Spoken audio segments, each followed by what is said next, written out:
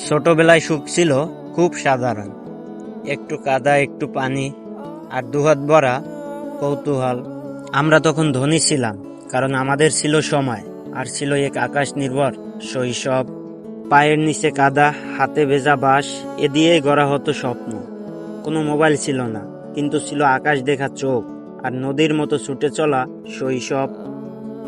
মনে পড়ে যায় জীবনানন্দের সেই গ্রাম, এই পৃথিবীর জল, মাটি, বাতাস, যেখানে মানুষ বড় হয় নীরবে। আমাদের ছোটবেলা খেলা মানেই মাঠ, আর আনন্দ মানেই জিতে যাওয়া। শহর তখন দূরের গল্প, আর গ্রাম ছিল আমাদের পুরো পৃথিবী। আজকের শিশুরা বড় হয় স্ক্রিনে, মোবাইল ফোনে।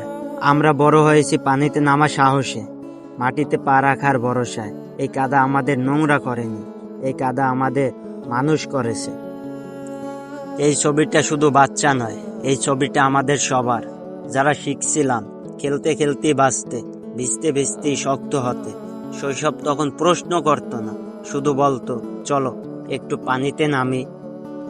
ছোটবেলা আর ফিরে আসে না, কিন্তু এমন ছবিতে সে একটু দাঁড়িয়ে যায় নীরবে, ভেজা পায়ে, হাসি মুখে।